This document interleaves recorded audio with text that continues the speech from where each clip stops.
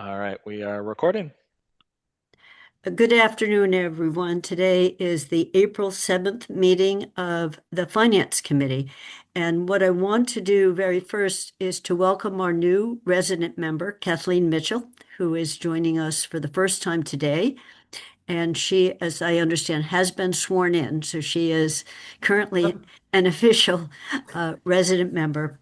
Joe Jane let me know that he's going to be late. So I'm going to call the meeting to order. And my first order of business is to make sure that everyone can hear and we can hear you. So I'll just call out the names as I see them on my screen. Lynn, Present. Kathy's here. Sam, Present and welcome, Kathleen. Counselor Brevick, Present. Anna, Present. Kathleen. Present. Joe has joined us. Joe, Yes, my other meeting got rescheduled, so I'm here. Thank you. Here, present. great. And I don't think I missed anyone. So just Kathleen, we start with public comments in the Finance Committee. So what I can do, the agenda for today is simple, although it's we have a lot to talk about. It's the referral to us from the council for the projects that the Community Preservation Act Committee voted. And so we'll be going through that and taking a vote on them. And our vote will be whether or not we're recommending that the council adopt those measures. The other will be Sean has worked out the meeting schedule for May in terms of the budget review, and we expect the town manager will be submitting the budget on May 4th, but we meet right away. We start meeting, and so he's lined up which departments will be coming on which dates, and we'll review that schedule and also a time change on the Thursdays. So those are the two big things we're getting through today. So I am going to open the meeting then to public comments before and I'm looking, we are now open for public comments and let's see, are you the host? Did Athena make me a host or co-host? I made you a co-host, so whatever you want to do, Kathy, if you want me to bring him in or if you want to bring him in, your choice. I can do it. Okay. I've got, so Tony Cunningham, I have brought you in and allowed you to talk. If you unmute.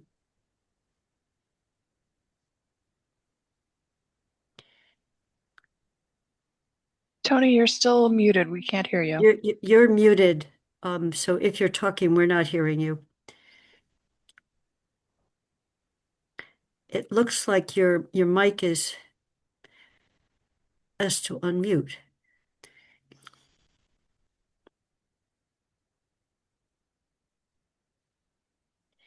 I'm not sure what's going on. Why don't I think she fixed it. Why don't you see if there's any other public comment, Kathy, and we give Okay, Tony more time. if there's anyone else in the audience who would like to make a public comment, please raise your hand. Maria Kopecki, we have brought you in and you should be able to talk. Thanks, Kathy. Maria Kapicki, South Amherst. I want to remind the Finance Committee that it is your responsibility to act on behalf of Amherst residents to advise the town council to spend their money wisely, our money wisely, and with full confidence that those expenditures are unequivocally compliant with all regulations. We're relying on you to have done your homework and are not allowing yourselves to be pressured to give more money to a project that has already received huge sums of taxpayer dollars, both from the general fund and Amherst CPA funds. Concerns about the ineligibility of CPA funds for the Jones project have been raised for many, many months. I don't know if you've read them. I do know that at least one letter of mine to the CPAC was not shared with members prior to their decision making.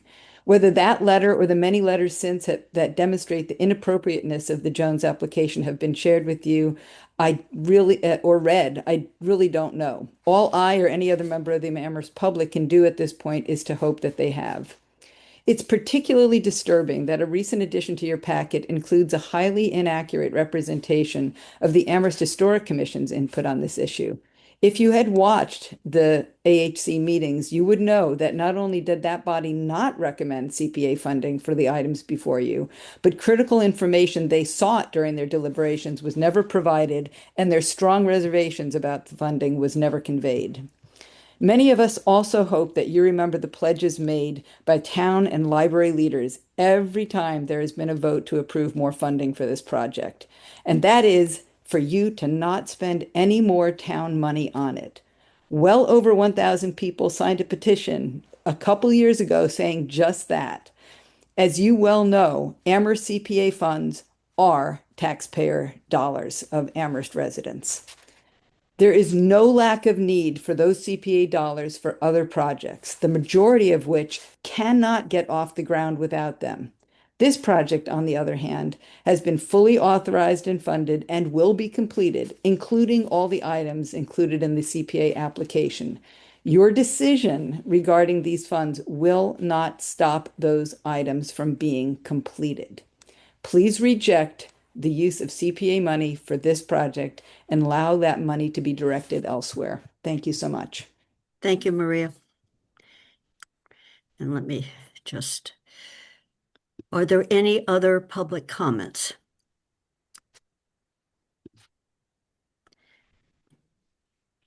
Okay. And I have brought you in. If you unmute, you should be able to talk. Thank you. Thank you. I think most of you heard what I said last evening, so I don't need to repeat it, but I do want to reinforce the notion that, yes, these are tax dollars, but not all tax dollars are the same. The Community Preservation Act funds are subject to a number of restrictions which prevent them from being used for anything else other than historic preservation, recreation, open space, and affordable housing. So turning this grant down does not free up any money for anything else. It does, of course, allow the money to be used for other projects, but that's not other historic preservation projects, but not this year. And the clear procedure provided by the law for the awarding of CPA grants is that they are compared to one another in a given year. And so the only issue before you, it's a simple issue, is whether this is not about the larger library project. This is not a referendum on the larger library project. This is a question of whether the simple preservation of some woodwork, some beautiful, very important historical woodwork, competes with the other grant applications this year. And the CPA committee very, very thoroughly, at a great time and expense, and hundreds of pages of documentation, decided that it was. I think you should go at your responsibilities by acknowledging the work that's been done, their expertise, and considering that simple, very restricted question, and confirm the decision that they made. Thank you very much for thinking about this. Thank you, Kent, for your comments. Are there any other public comments? I'm not. Okay. All right, we'll try to bring Tony in again. Can you hear me now? Yes. Okay, great. Sorry about that. Technical problems. Tony Cunningham, District 1. Maria said a lot of what I was thinking, but I just wanted to encourage you to split off the Jones project from the rest of the package of CPA in your recommendation to the council. I did send an email to the council, but I know the resident members won't have received that, so I'm not sure exactly how to get my thoughts to them other than speaking right now. But I would also encourage you to vote no on the library request. The woodworking is definitely worth keeping, but it's going to be kept regardless. And it's my understanding that the funding is already in the budget for that. And all this is doing is replacing resources and funding that the trustees had said, or the capital campaign said they were going to raise. So I encourage you all to vote against the Jones application. Thank you. Thank you, Tony. I'm looking to see whether there are any other comments, raised hands in the public. And seeing none, I will close public comments.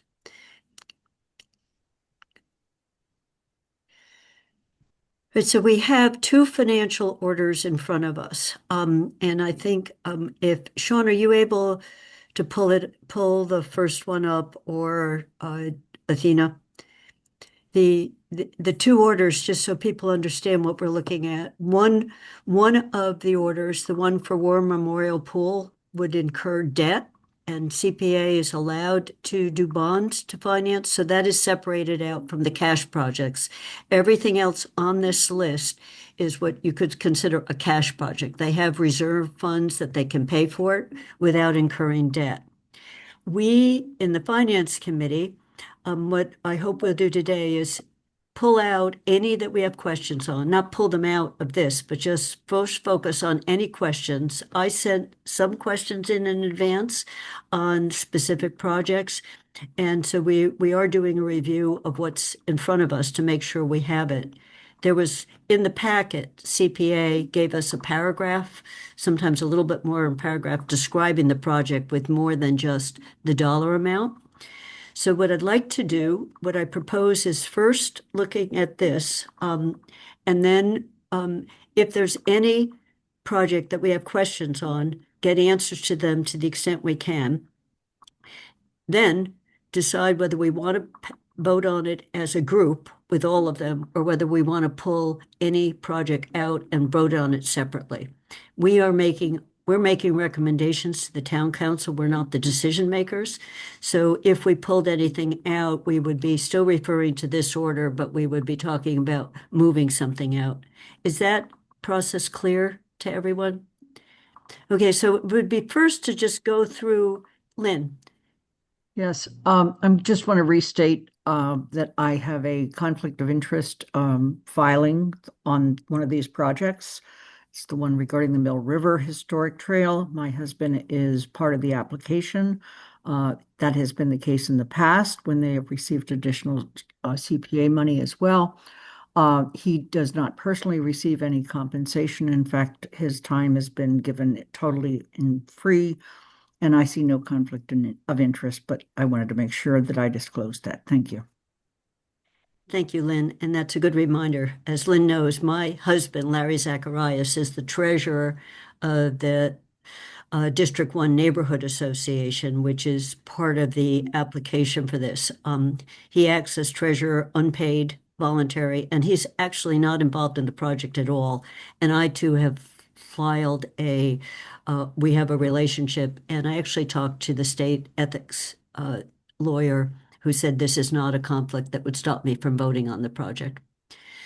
So there are two of us on it says industrial history. These are actually the old mills up in the north of Amherst.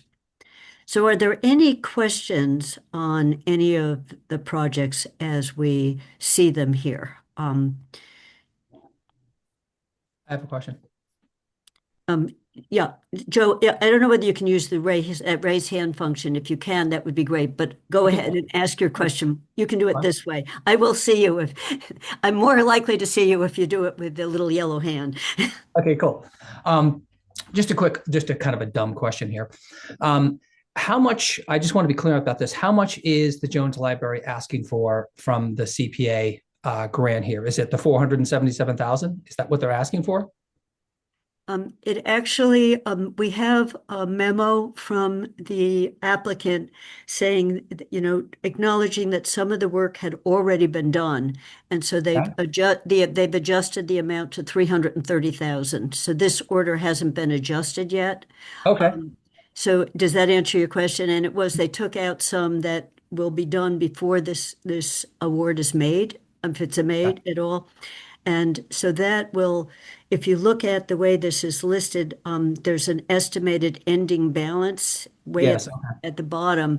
And that would then accrue to, right now, there was only 7,920. So that difference between, if this project stays there, that difference between 477 and 330 would go on that bottom line. And CPA basically reserves it, and it's available for spending next year. Okay. All right. Thank you. Is that clear? Did I? Yeah. So the total available balance to us is the 3.6 million in all of CPA, right? Right. And so very often they don't spend out the full amount from the prior year. Okay, yep. And they sometimes don't do it because they're looking toward knowing a big project is coming. And they could make, if they were incurring debt at that lower level, they could decide not to debt finance something. But basically, this order would just put it on the bottom line of Okay. the remaining balance to adjust that amount. Okay. All right. So good. Thank you. Okay, so I'm not, are there any other, I have one question and I'm not sure whether anyone here can answer it. On the skate park, the original request, I went and looked at the original request was for 100,000 and then it was pared back to 40,000 and now it's 20. What I don't know is whether they can do anything with the 20,000. So it was just a question. The actual proposal is to do sort of a feasibility study on what could go where. And it was proposed to go near War Memorial Pool. So my other question, and I see Dave Domek has joined us. The other question, Dave, was um, is there basically an acceptance that this would be a good location for skate park? Because my experience with the pickleball courts, the original request thought of them going up at Mill River in the recreation area. And there was a decision that that wouldn't be a good place for them. And then they were sort of out in the wilderness looking, not the wilderness, but in the town of Amherst, looking for another place to light. So it's two questions. Is $20,000 enough to at least get a start on this?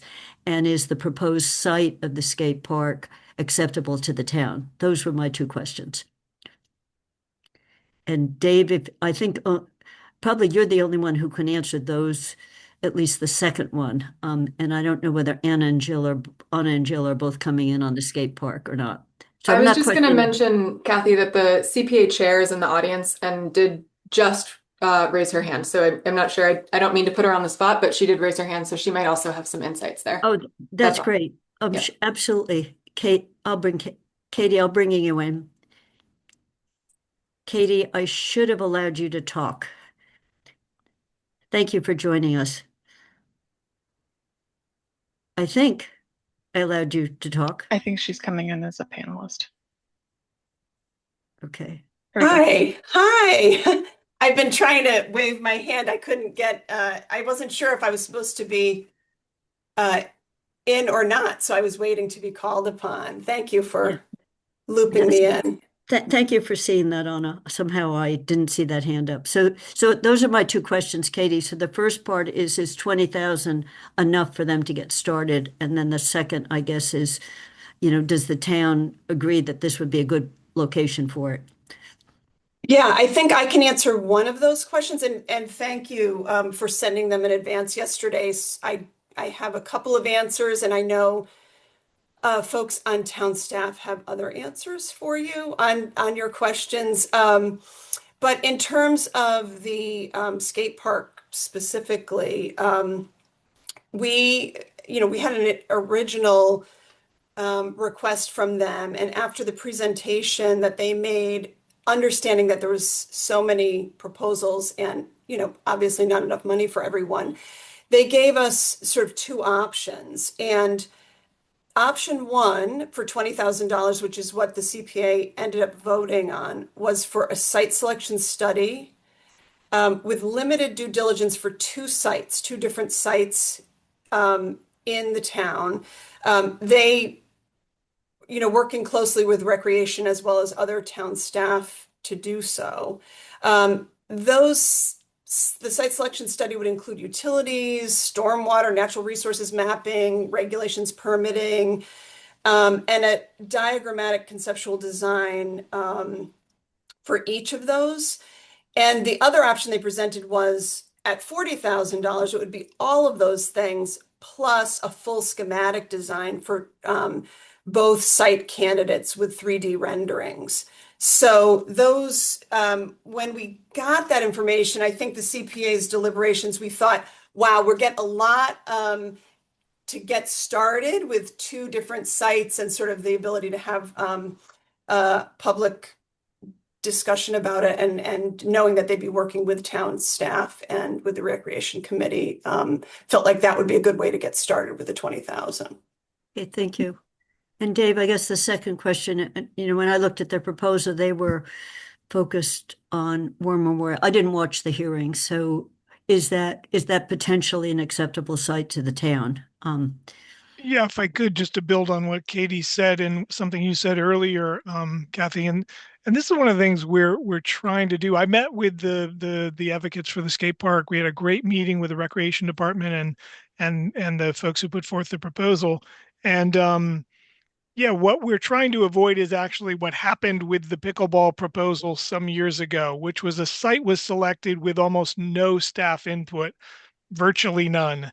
And so what we were trying to do is head that off at the pass a little bit, have the conversations. It so happened during the CPA process, and we had some really good, I think, resolution, which was let's come together and, as Katie said, study a couple of different sites.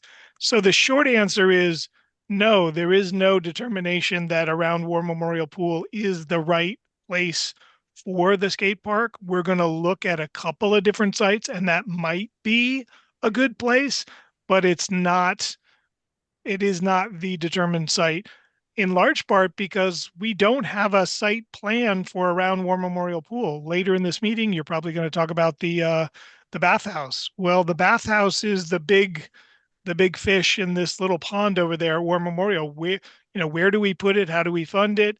That will determine where other things go based on utilities and drainage and runoff and all the rest of it. So the short answer is we're looking forward, if it is funded, we're looking forward to working with the skate park advocates.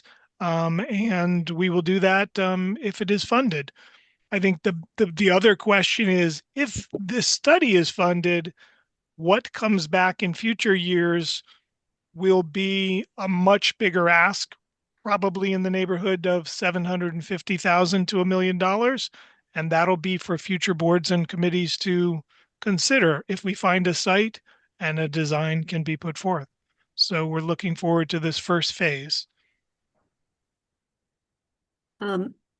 I jumped in with one I had questions on. I want to make sure we have time for everything. So if there's nothing further on this and people have other projects they want to raise, Lynn?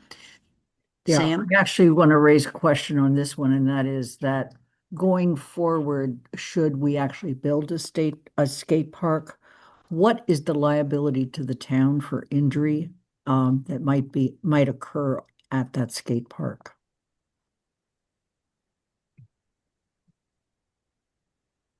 I mean, That's a good question, Lynn. I think we'll need to study that as well as part of the siting study, because you're right. The town does have to insure all of its properties, so there's a little bit more risk with that. Yes, thank you. And I'd like to make sure that if we go forward, that is included in this initial study before we move forward with an additional investment. Thank you. Sam? Thank you, Kathy.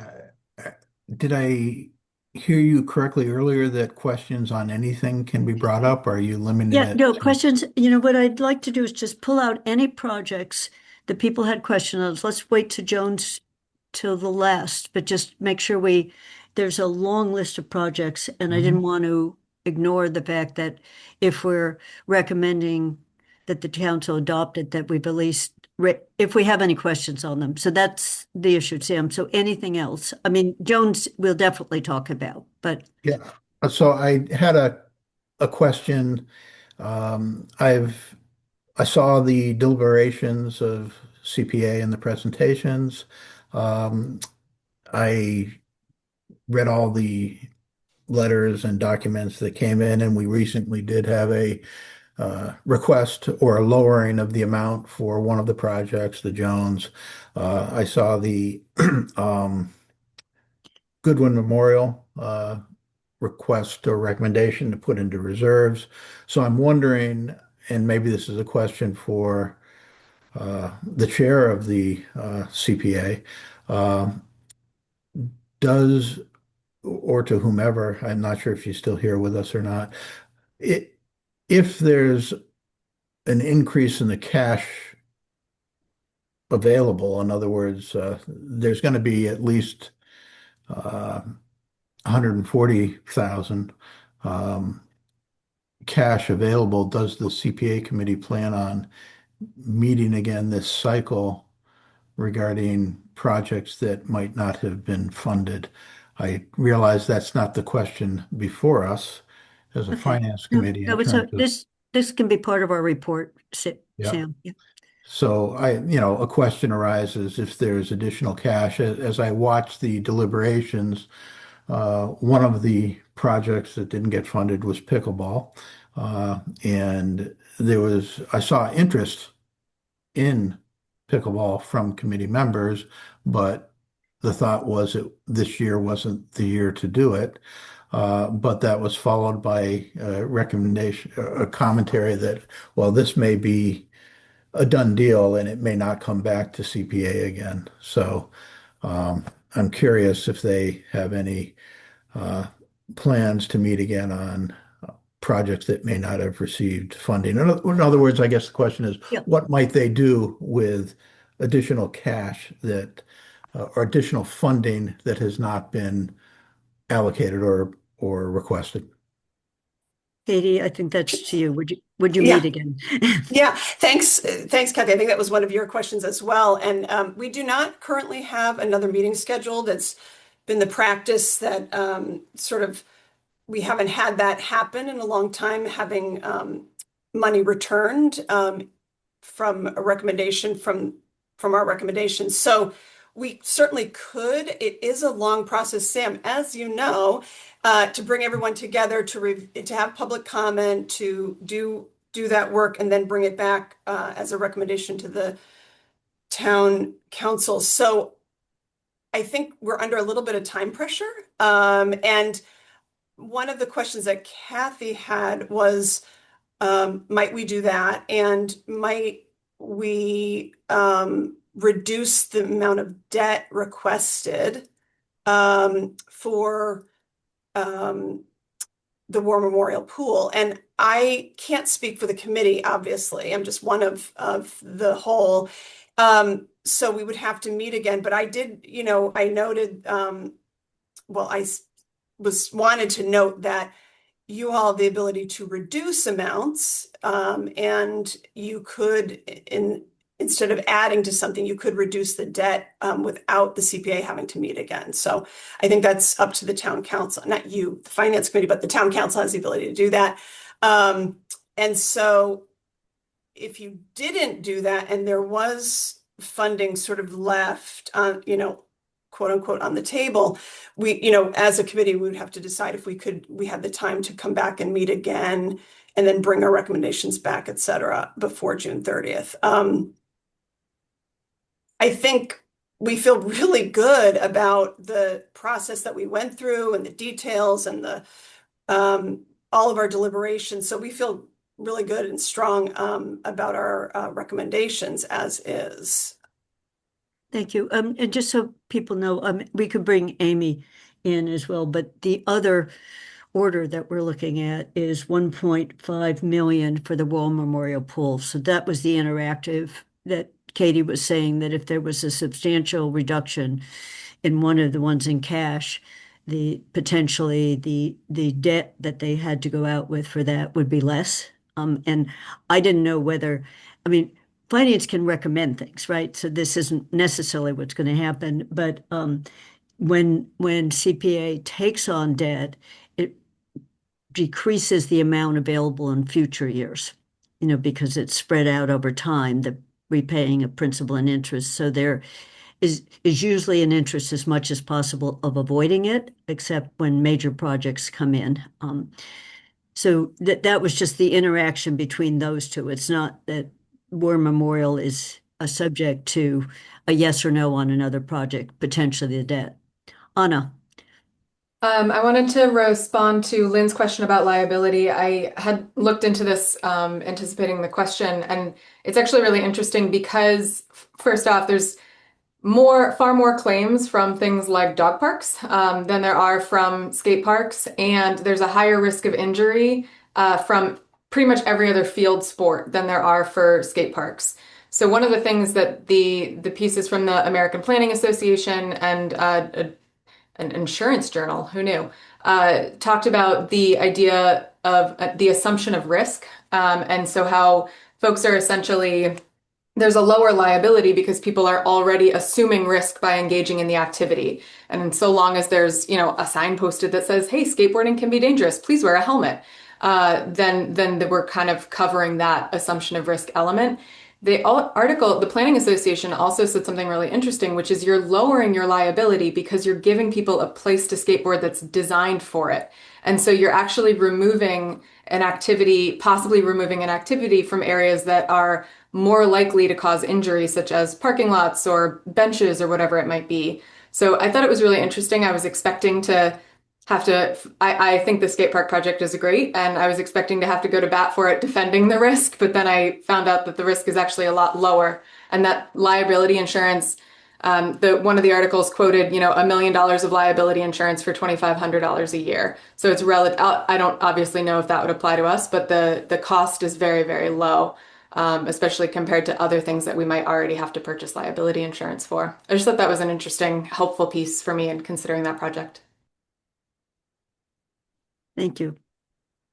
Other projects, we've managed to zero in on the $20,000 project, but I think I had basically just one other one, and this was going and looking at the proposals, and this is yours, one that the town is bringing on the various ways of finding ourselves around the recreation and conservation area signs. I saw the mock-ups of some of the signs, and my question was, I had two questions. A few of them, I think these are needed. So I've no doubt that this is a worthwhile project. So I want to know how much the sign group already got, because I think they got CPA money in the past. Secondly, the design of a few of the signs look like it was a lot more expensive than needed to be. So will the design, they were major granite posts with beautiful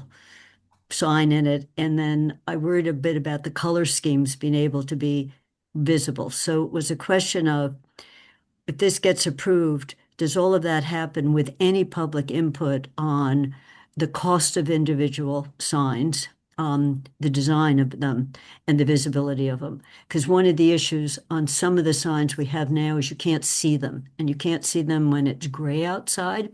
They're both too small, and the writing isn't big enough, as opposed to great big signs that say Groff Park without a lot of other. So it's on this one line, just on if the council approves this, CPA approved it, what happens then? Who looks at the design? These are kiosks as well, and how total amount of money. So I think that I sent those questions in advance, and it may be, I know Dave Zomek with Conservation and others were I met Dave's team when they were walking around looking for places that needed signage. And so Dave, I think I sent them in advance because again, I'm totally in support of this, but I just wanted to understand more what happens after we've allocated this. And does this follow up on another 100,000, or how much did you get on earlier? Yeah, so this is the second 100,000. Yeah. Yeah, let me see if I can quickly go through your questions and just for the whole committee. So yes, this is the second 100,000. It would be a total of 200,000 for all of these signs. We believe that will be enough. That was one of Kathy's questions. Will this be enough to purchase all of the signs? We believe it will be. And just to give a little context here, these are conservation and recreation, and we may even be able to get in a couple of cemetery signs as well. We're not sure about that, but if the budget allows, but it's mainly focused on conservation areas and recreation areas. We have approximately 70 conservation areas, if you will, all over town. We've got a dozen or more recreation areas. We have a hodgepodge of signs dating back to probably the 1960s, maybe even to the present. None of them make any sense with regard to branding. anything like that. Many of them are ancient and rotting or falling apart. So the idea here is to get a consistent messaging for residents, but most importantly for people visiting town, that they know these areas are open to the public, where they are, etc. It will be approximately, now it's both the welcome sign. I think the best example of a welcome sign for a recreation area is at Kendrick Park.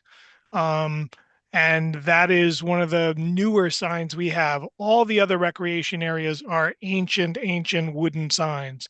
So this will be between 125 and 150 signs. And I want to make the point, this is more than just a sign at the road. This is a welcome sign, wayfinding trail markers. When you're going on a trail, you may be familiar, if any of you use our conservation areas, you're familiar with Wentworth Farm or Mill River or Amethyst Brook. But if you go to those conservation areas, there's almost no signs on the trails. So, and there's no maps on the kiosks. So this includes all of the maps and all of the signs as you go down the trail. Take a left and that'll take you to Leverett or Shutesbury. It's 1.6 miles to Atkins Reservoir, whatever it might be. So it's more than just arrival signs. It's wayfinding trail markers. It includes money for kiosks, kiosk maps, and rules and regulations. Because that's the other thing is we work with our police department, and our police department says if you don't have your rules and regulations posted, they can't enforce the no fire rule that the Conservation Commission says no open fires at Puffer's Pond or Wentworth Farm unless it's posted both in the field and on our website. The police department can't enforce it. So those are the kinds of signs, and it'll be, they'll be all over town. In terms of design, Kathy, most of these are not in the public way. So you asked, is there a role for the town council? I don't believe there will be because most of them are not in the public way. We are going to and have gotten some preliminary input from the Recreation Commission, who is advisory on recreation areas, from the Conservation Commission because they have care, custody, and control over our conservation areas. So the final design, which we are not there yet on, will go through those committees and boards, and we will announce that, and there will be an opportunity for public comment and public input through those two bodies. Okay, that answers thank you, Dave. Sam, and again, it can be on this project, or if that's enough on that project, we can go to another. Sam? Thank you, Kathy, and thank you, Dave. Katie, I'm wondering, uh, I always had a particular warm warm place in my heart for the Goodwin Memorial. It was on my paper route area as a kid. I used to cut through the lawn. I think it's just uh, a hidden spot in town that a lot of people might not be aware of. And I was saddened to learn through your process of the passing of the minister pastor at that location. The timing was unfortunate, aside from the uh, uh, sad news. I'm wondering if you have heard anything further from those applicants in terms of, are they planning to come back? I assume, but I'm post deliberations, what you might have heard from them. It's such a unique spot. Thank you. Yeah, thanks, Sam. I appreciate that. We have heard from them that they are, with some guidance from the Historic Commission, trying to get some emergency funding through the state program that has some funding still available before June 30th. So we're hopeful that they might be able to get sort of moving on this project that will help this. It is a total gem. I agree with you. Historic gem for our town. And, with the challenges of repairs needed with weather and rain, et cetera, that we don't want it to further deteriorate. So we're hoping that they get that support from the state, and if not, we're hoping they'll come back with some adjusted language in their proposal so we can assist them with this. Sean, your hand is up. Is your hand up on this as well? Yeah, and we're also considering, there was a request to use some of the CPA admin funds to help the church with some design administrative type work to apply for a grant. And so we're working through that right now. I talked to Dave and Nate Malloy, who they've worked on CPA longer than and I think we're going to be able to do that. We're just verifying some things right now, but we have admin funds from prior years that are there to help the committee do its work. Goodwin submitted an application this year. There were some circumstances which delayed the committee's ability to really evaluate that project, as you noted, and so we feel like it could be an eligible use this year potentially. So we're hoping to get back to them this week.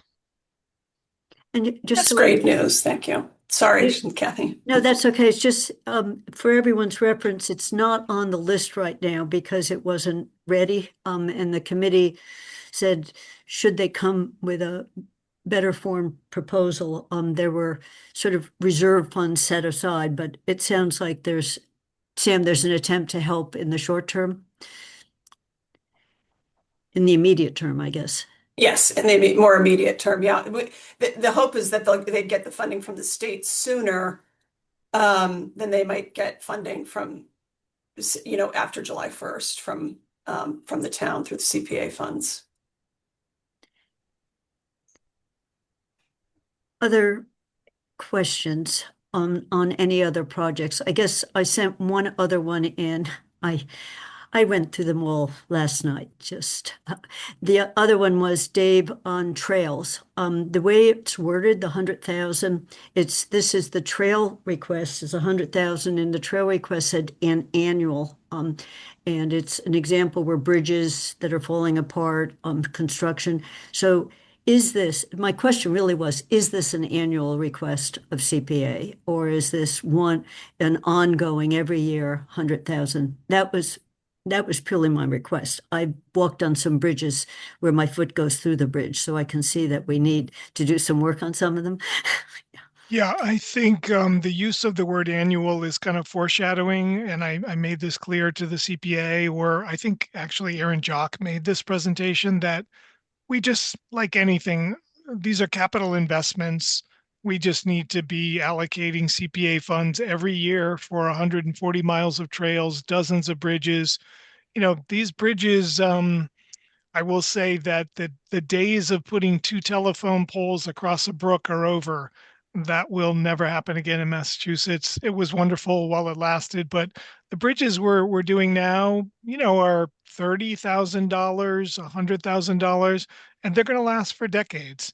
And part of the reason is they're engineered. They're no longer, it was wonderful again with volunteer help putting telephone poles across the Amethyst Brook, but the new bridges that we have to put in to meet code, many of them will be much more accessible than old style 1960s, 70s, 80s bridges. So I just put that in there to say every year we're going to come back with a request.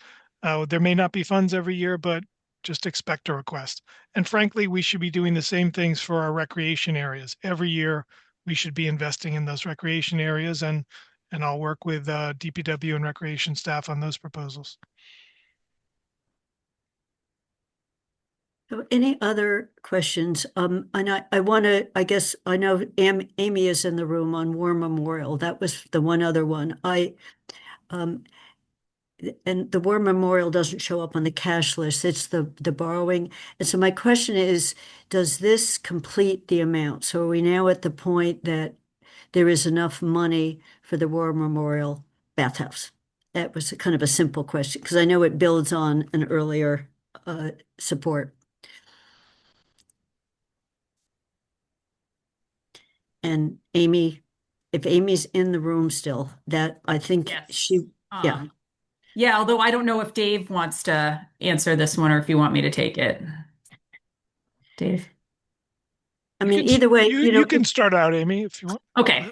I mean, short answer is yes, like we will not be coming back to yes, we will not be coming back to CPA again next year.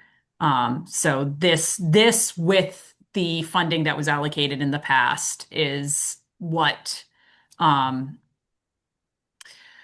what should be able to get us a new bathhouse. The couple of variables or the little bit of hesitation here is just there's a range of options for some of the solutions. There's, we are looking, potentially at if there is an opportunity for a grant that might lessen the cost to the town. So there's kind of a couple of unknowns, but when we put this number in, the thought was we don't want this project to make it or break it based on our success getting a grant. We really wanted to put ourselves in a position where this could move forward and we could still kind of try for some other potential sources of funding. But if that doesn't happen, we didn't want that to make it so this project wasn't moving forward or that we were here in another year continuing to advocate for funding. So thank you. Sean, I see your hand went up, and Kathleen. Yeah, and just building off what Amy said, Kathy, you may remember during JCPC. That's what I was remembering, yeah. There was also a request for War Memorial for a higher amount, and that it was sort of at that time when it was submitted, wasn't sure how this would play out. So I think, Amy and Dave, we talked about this. The hope is with the money that we have, that we'll be able to build what's needed. However, as Amy said, like if there's additional funding, then we might be able to do more. If we go back to that JCPC request, there was a little bit more than what was requested from CPA. It was about $500,000 more than what was requested. So, in an ideal world, would there be more money for this? Yes, but as you know, and most everyone on this committee knows, there's lots of competing requests for resources, and so, now's a time where we have to meet the need, and we might not be able to do much more than meet the need. Thanks, Sean. That was the origin of my request, that I saw that potentially you were going to come through another door for more capital. Kathleen? Yeah, I just wanted to ask, was the previous request for CPA money for War Memorial, was that borrowing or was that cash? Let me double check. I believe it was cash, but I will verify right now. Either way, I think the total is 2.75 million. So 1.25 from a previous, and then 1.5 if this is supported by the council. Okay, so Sean, I think that we managed to get through all of my questions. So there's one project that I said, let's wait on that. So that would be the Jones project. And the related to the Jones, we have the option of voting on the financial order as presented to us, which has all the line items in it, or pulling a project out and voting on it separately. And then we would be recommending to the council, both describing why we did that, and we would vote on that, and then send the report to the council. So on Jones Library, are there questions about the Jones proposed, which is now 330 rather than 477 adjusted? Are there any questions on it? Yeah, Sean. There's just responding to Kathleen's question earlier. They were cash orders for the first 1.25 million. Thank you. I am taking good notes on this as for the report. Thank you for asking.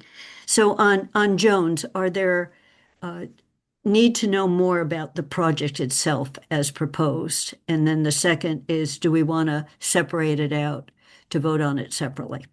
So those are two questions. Jill. I would definitely support separating it out to vote on it separately. I just had a question about some of the memos that were in the packet, particularly a couple that were added sort of late in the game. I'm just wondering if this is typical and if it just seemed like we got a lot of information without a lot of context. Like, I'm not sure who some of those individuals are, why they weighed in, who asked them to weigh in. And Kathy, maybe, I don't know if you know that information, maybe going through each memo and explain, I think there are four. But I don't know if others wondered the same thing. Uh, if we So get more I context see on those. Sean can probably provide context and then I'll build on to my knowledge. Go ahead, Sean. Yeah. So, Councilor Brevik, let me know if I missed one of the memos, but I think I know the four you're talking about. So most of them were in response to the initial CPA presentation to the council. There were several questions that were raised at that meeting that we did not respond to that night. One of the questions was about the timing and whether some of the work had already been done. One of the questions was, and then the big question was about the Secretary of the Interior's historical standards and whether the project met the eligibility requirements. I think those were the two kind of key questions that we walked away with that additional information was gathered on. So the memo from Bob Parent, which is in your packet, that is specifically responding to the question of eligibility in terms of timing of the work. So he's the project manager or assists sort of our internal project manager for the Jones Library project. And so he worked with the contractor to understand the timing of when certain pieces of the CPA request would be done. And so that's the purpose of that memo, is to provide some confidence to this body and to the council as to whether the projects are eligible from a timing standpoint. The other three memos are really related to the standards, the historical preservation standards. One of those memos is from an outside group, so that wasn't generated from the town. I don't believe that was a sort of a public comment submission. Actually, two of them were public comment submissions. Or you have one memo that's sort of for the project and one memo that's sort of opposed to the project, but those are both from outside the town. There is a memo from a member of the planning department who works with the historical preservation committee. I met with that person because after that meeting with the council, I want to understand what was the process. How do we typically evaluate these types of projects? Because we get Sorry, a lot of. which one is that you're talking about now? That's the one from Walker Powell. It's sort of a letter addressed to me because I'd asked her to kind of send a summary to me of of the process. And so that one is sort of our planning department's, or particularly Walker, who works with the Historic Preservation Committee, how we've handled historic preservation projects in the past, which is focusing on the sort of the scope of the project being requested. So two of those memos are from the town. Two of those memos are really from outside the town, either in support or opposed to the project. And Jill, when you say what is typical, it's hard to say what is completely typical, but in the past, if there has been, and I think one of the examples is when we were looking at the community fields project and the track, there was a lot of information on artificial turf. And so some of that was summarized in some memos. There was a little bit more when the town went out and got information on a couple other projects. We had a question on what is the issue with if you give CPA money to a private homeowner, and in this case, it wasn't even a homeowner, it was a condo, a house that's multiple businesses. Should we do it or not? It was a historic. Should we do it or not? And is there any long-term requirement on the recipient of that? Do we attach a letter to that? So some of those, we were getting opinions. So I think what Sean has said in this one is there were more information sought from a variety of groups. So definitely not typical. But yes, asking for more information about projects has happened in the past. It just might help in the future when there are multiple to give, like maybe a little context or a memo that goes along with each one. Okay. So Jill, I actually will make a motion to move Jones out of the larger package so we can look at the order with all the others and vote on the two separately so that we don't, to the extent there's any concern about that project, it won't prevent people from voting on the package. And I'll put this to a vote on whether we want to do that or not, because that would be that I'll make that motion. Anna? And first, we can have any other discussion we want on this. I was going to say, I'm not opposed to that, but without having heard any questions or concerns about it, I don't know why we would preemptively break it out. I'd like to hear the concerns that folks have before we decide to break it out separately. If folks have concerns, if that makes sense. Okay. So I can start with mine. I was on the council from the very beginning on this project, and I have always thought of CPAC funds as tax dollars. So at the very beginning, I thought we should have been counting the $1 million as part of tax support for this project. So that when we would say 15.7, I always said, actually it's 16.7 in terms of dollars. And so, yes, it's coming from an application to CPAC. It is a nonprofit. We don't own the building, which is one of the unusual things about this. It's a public library, but it's not actually publicly owned. And when we considered potentially rescinding it because it looked like the trustees didn't have enough money, and this was not quite a year ago, we were assured that they had sufficient funds. And in looking at, so right now the obligation is on the trustees and they have sufficient funds in their endowment. That's the collateral. So it's not an issue of this project either happens or doesn't happen with the funding for me. And when we considered it last April, there was no mention of coming back to the town in the CPA window. If there had been, I would have voted to rescind because I really wanted to shut the door on the use of town money. So yes, this cycle, I agree, what we just heard is this money would go into reserve. It potentially would avoid the full debt of War Memorial, if that could be worked out, that we don't go out for as much debt. And then it's available for housing and community housing the following year. And there were some projects that weren't funded or that were reduced. So my view of it is a choice on how the funds are used. And having voted on this project several times, I was quite distressed when I saw it come back. If I had known about that, I would have voted differently last April. So it's a view of being around this project for quite some time. Sam. Thank you, Kathy. I'm just, I guess, a point of order. Did you make a motion to? Well, the question, Anna said she wanted to hear more information before we, I think that was her request, before considering whether we move it into a separate category. So I was going to make a motion to pull it out for a separate vote, and we could do that. And then if that fails, we would be looking at the whole package. I personally didn't want to be in a position of voting against the whole list of projects because I disagree with one of them. I didn't want to have that be a position that I put myself in. So that's why I would move it out.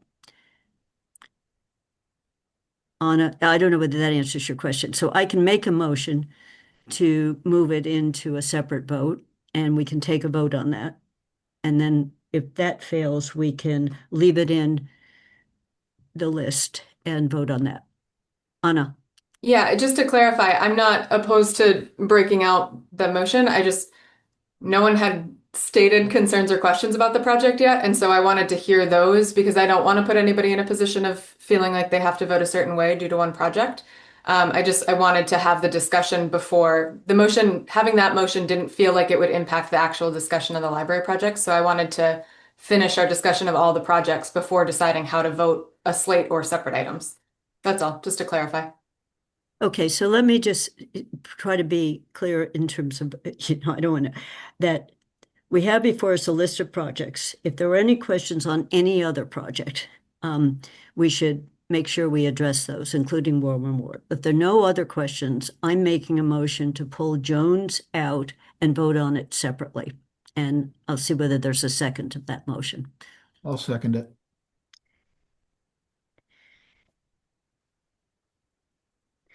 And are we ready to vote on that motion? Or do you want more discussion on it, Anna? I wanted to hear folks' questions about Jones before deciding to pull it out. So if Kathy's the only one with questions or concerns, then we're good to vote. I wanted this feels like it informs the decision as to break it out. So I'm trying to understand why people want to break it out, therefore their concerns about the Jones, so that we can have that discussion first. Okay. Lynn, and I can speak again, but I'm waiting to hear other hands too. Lynn. I think we need to decide whether they're going to pull it out because frankly, I think it's going to get pulled out once it goes to the council anyway. So, but either we're going to pull it out and then have a separate discussion, or we're going to have the whole discussion now and then decide to pull it out. I personally think we might as well just go ahead and pull it out because once it goes to the council, it's going to get pulled out. So I support the motion to pull it out now. It doesn't really matter, just procedurally, it doesn't make sense to me to decide to break something out before we've heard from everyone as to why they believe it should be broken out. I'm fine. I'll support the motion to break it out for the reason you said, Lynn. I think that's what's going to happen anyway. I just wanted to have the discussion on everything before deciding to pull it out. That's all. But I respect the chair's decision. So Anna, what I'm going to recommend, since it seems like there are at least three, let's pull it out and have a full discussion, an absolutely full discussion, because I have other issues I want to raise, but I don't want to be the only vote, if that's okay with everyone. So I'll first get a vote on pulling it out. And I'm going to just go around the room as I see the faces. And Kathleen, as new member, all you can do is say support or non-support. So we consider you a vote, but that's the level that you vote at. So Jill. Yes or no to pulling it out? Yes. Kathy is a yes. Kathleen? Support. Joe? Yes, or support. Lynn? Aye. Sam? Aye. And Anna? Aye. Okay. So we're having a separate discussion on Jones, and we will have a separate vote on Jones. And so the floor is open for talking about the application for $330,000 for us. We're not seeing the specific list, but we've seen in the memos, CPA doesn't list exactly what it's for, but it's for various parts of the historic preservation of wood and woodwork in the library, and that is listed more than once in the memos. So are other people, I've already spoken once on the project, so I would like to hear everybody else's thoughts on it. Anybody? Sam? Thank you, Kathy.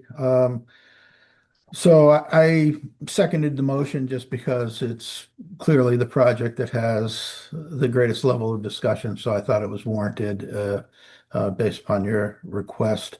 I was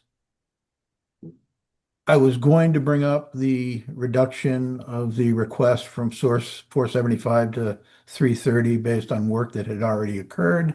So it was, good to see the applicants make that reduction request because that was in my mind prior to receiving that. There's a lot of information on pro and con, and I definitely appreciate the vested interest from all our community members on both sides of this, what I would call controversial just by virtue of the fact that there's a lot of opinions on both sides. I'm familiar with the CPA process, having chaired it, and I appreciate the burden that the CPA committee faced this cycle of applications. My personal posture is one of respecting the decisions that the CPA committee makes, having been a part of it and recognizing that there are 9 potential members who get involved in a decision-making process, even though in this decision there were 8 and 1 who departed early. For me, to there are a group of community members who discuss things and deliberate on all kinds of different issues, and it's not a simple process. And when I was on the committee and later on as chair, it's not always that an individual's um, desires for funding are what comes out of the committee. It's really a process that they go through, which I respect. So to me, as I look at all the information that's come before us, the real question that would be one for me to weigh is not whether or not I think this is a project that I might have voted for or not within CPA, but rather any issues related to qualification. That's the singular issue that came to my mind as I read all the different applications, because I respect the CPA committee's process. And we've received a number of different communications. The official communication from the town council regarding the qualification of supplanting was pretty clear. Our town lawyer who we pay indicated that supplanting is not an issue in this. I'm not a lawyer. I'm not an expert on this, but I have to take that comment at its word. The thing that I found interesting was that our town lawyer, KP Law, referenced at the tail end that you should get a preservation expert's opinion. Similarly, we received some comments from community members who had other individuals provide their recommendations, who also indicated at the end that maybe you should get an individual opinion on that. I don't know what the exact, there may be different people that would come up with different rulings, but what I looked at was KP Law said it's not supplanting. Historic Commission minutes that I read and I saw said that they were in favor of it. We did receive information today saying that that might not have been the case. That's a bit confusing to me in that there was, the Historical Commission, which was a representative on the CPA committee, it indicated that they supported the woodwork. We received an external communication, and we received a note from the town planner, who I don't think is a CPA expert, but weighing all these things is kind of hard for someone such as myself, and I assume most community members, to say which opinions matter the most. That's kind of where I'm at. My default is to respect the opinions and decisions of the CPA committee, who made their process with, I assume, most of this information in mind. So the only question on my mind would be, would there be something that would overrule, for me, that mindset? Is there something that would say, no, this definitely doesn't qualify? And, Okay. I don't have an answer to that question. Jill. Yeah, I agree completely with what I think, Sam, you're trying to say, which is that there was a lot of conflicting information that we received. I think that, I generally want to go with what a committee recommends as well. I think that is why we have the committee structures that we have. And I'll say I think that I see the value in this project. It's very hard to support. Well, so I'll say what I see, Sam, then what you say at the end is there's something that like tie breaks it, right? If it's really hard to if we're getting conflicting information, we're getting a lot of information in the pro column, a lot of information in the con column. And legal opinions, which are really just opinions written by lawyers, and then opinions where I'm not actually sure who's writing it and what their background is and what their qualifications are, and would require so much more time and effort and energy to really sort through a lot of the information we're getting. For me, it's less about trusting the committee. The committee did their job, and I think that they did a good job. But I think the council has a different obligation and commitment to the taxpayers. And I was not on the council when the initial project went through, but the council did make a commitment to give the money that they gave and not a penny more. And I think that we've given enough money of taxpayer dollars to this project. And going back on that promise so quickly at the next possible opportunity, I think as a resident would be really surprising and concerning to me, and I think would contribute to eroding trust in leadership. And I think it would be problematic. I understand some of the feedback we've gotten that's, okay, well, we can't use this money for schools or operating, but Kathy's right, we can use it for affordable housing in a time of, a housing crisis. So yeah, to cut myself off and not ramble, I think for me, in the face of a lot of conflicting information and a really difficult the way that this kind of went down was really challenging. I think for me, what grounds me in my decision making is that commitment that we've made to giving the money that we gave to this project, and standing by that and standing firm in that decision. Sam, I'm going to call on Kathleen, Anna, and Joe because they haven't spoken yet. Kathleen? Yeah, I will echo what Sam and Jill have said about receiving a lot of conflicting information and having a hard time being able to parse all of that out.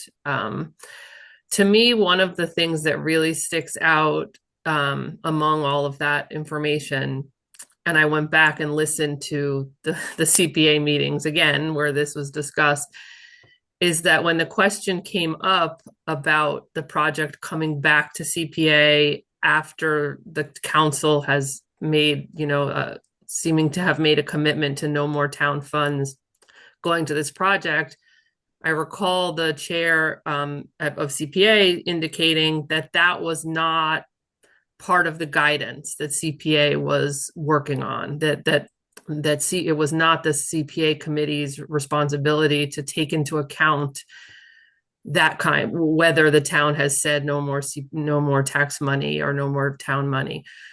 So to me, that's an issue that may be relevant to the town council's decision on this, that was not relevant to the CPA's committee decision on this. And that's primarily why I support pulling it out of the whole list, and letting the council consider that this one request separately, because I think there's a different consideration at play. Otherwise, I completely agree with Sam that the CPA committee should operate independently. They are the folks tasked with this work, and I would prefer not to see council sort of overruling their, quite considerate, deliberative process. That to me, that this is one issue that they very clearly stated they did not consider and that the town council may want to consider. So that's where I am on it at the moment. Thank you. Anna? Thank you. Something is sticking for me, and I think that there's a misinterpretation or misremembering about that "not a penny more" statement. That was said by one individual, by Lynn, when she was council president, there was never a vote by the town council, and Lynn was speaking on her own, not to speak for you, Lynn, but my having sat in that meeting, you were speaking on behalf of yourself. That was not something that the council actually ever decided. And so, whether or not we as individual councilors believe that is a separate issue, but I think that Kathleen, to your point, CPA didn't consider that as guidance because it wasn't ever a decided thing, right? This was never a decided statement from the council. And so I think I'm concerned with the misinterpretation that one individual's comment is taken as a council decision.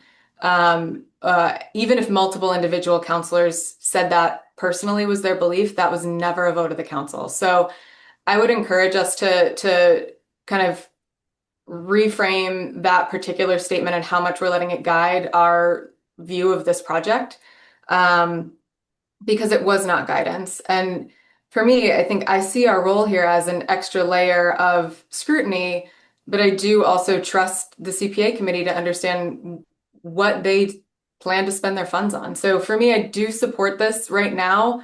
I do share the concerns about the conflicting information that we've got, and I think something the committee should discuss is how we are requesting that information, and kind of how we're told when we get it back is really important so that we are adequately prepared, and understand, like Councilor Breivik said, where things came from, and how we're supposed to be applying them, or how we can best apply them to our decision making. But yeah, my comment is really just the council never took a vote on Not a Penny More. That was never a council decision. It was one individual. Can I ask just a point of clarification on that? Sure. Because Kathy referenced a meeting, I think it was the last meeting on this, where I believe it had to do with the final approval of the borrowing on this, where there was an affirmation or a confirmation that there wouldn't be another request. Kathy, can you just clarify that what the meeting that you just referenced in your comments Well, earlier? and we had a vote on whether or not to rescind, and we were assured that the trustees would be able to close the gap from fundraising. And in the sources they listed on where they were going, that there was no mention of coming back to CPA, no mention of it. And when I asked the town manager, when the first request to CPA surfaced, whether he knew this was in the works, he said no. It caught him by surprise. So they are, so I think everyone understands this work is going to happen one way or the other.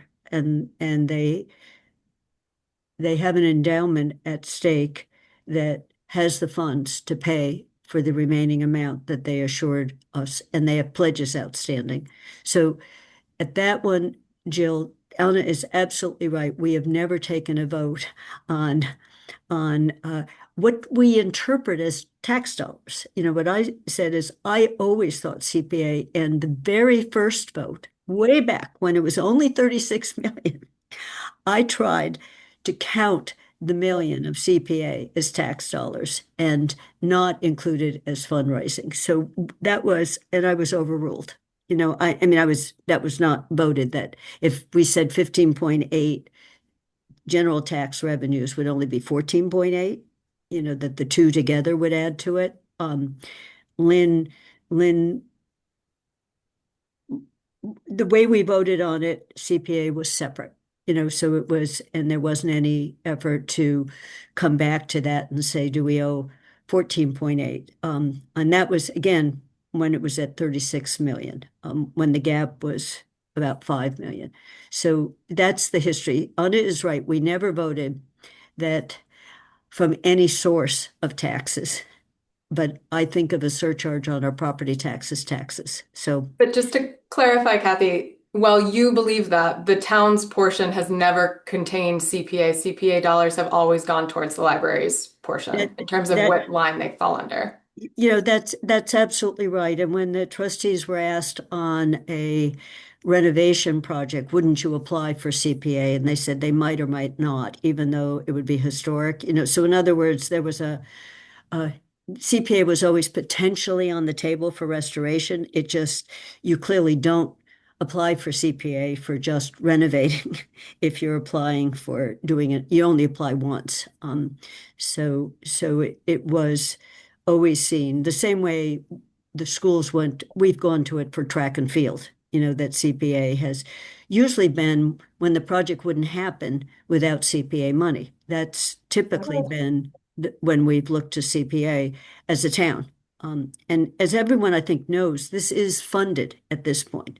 So the question of supplanting the CPA committee asked about it and was told there would be a legal opinion, but they didn't have one at that point. The legal opinion was after they voted. And I don't believe you went back to the parent CPA. There's a coalition, there's a group that often weighs in.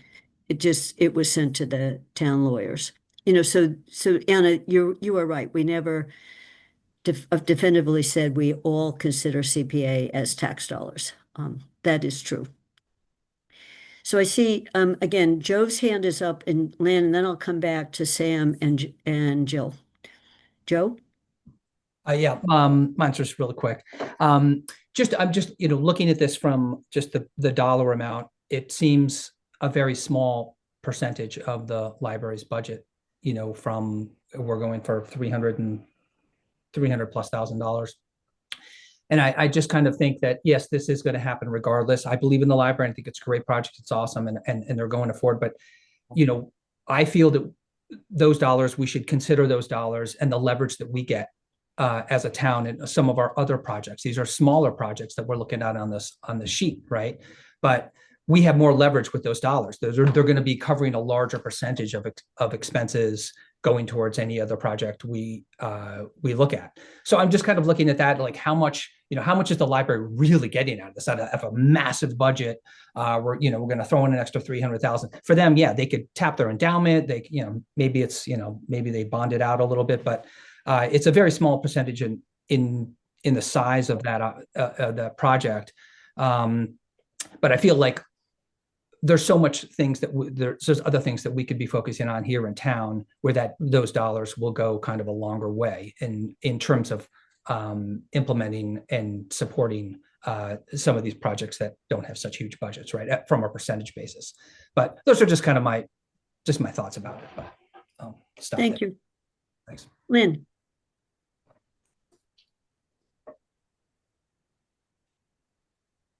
And you've got to unmute.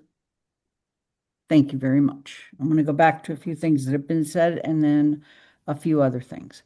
First of all, I do think we owe a lot to a committee that spends as much time on making decisions as the CPA committee does. And both our former chair is sitting now on the council and on the finance committee, and the present chair has been with us for this meeting and previous meetings. Another thing I'd like to point out, as much as there is conflicting legal advice, the legal advice that we received from KP Law, one needs to understand the extent to which KP Law represents many, many, many municipalities across the Commonwealth, more than any other law firm representing municipal government. And so they know their business. And when they say something to me, I tend to really believe it. It doesn't mean I haven't challenged them. It doesn't mean I haven't pushed them. But I would take what KP Law says over any other legal opinion I've seen. The third thing is, yes, I own the statement, not a penny more. But here's where I differ. I don't think of CPA as being the same color of money. I never have. I never agreed that the million that they already got was a part of the taxpayers' money. The state does provide a minimal match. It doesn't provide a lot, unfortunately. It was supposed to provide a lot. But Anna, you are absolutely correct. We never voted on the not a penny more. So that is not a council policy. I do want to point out, people keep saying, oh, this is in the budget. It'll happen anyway. Yes, it's in the budget, but whether the budget is fully funded is the question. And that's the question people keep coming back to. So I want to absolutely review a little bit of history here. Okay. We inherited this project as a council. But believe it or not, this project's been going on for at least 10, if not more years.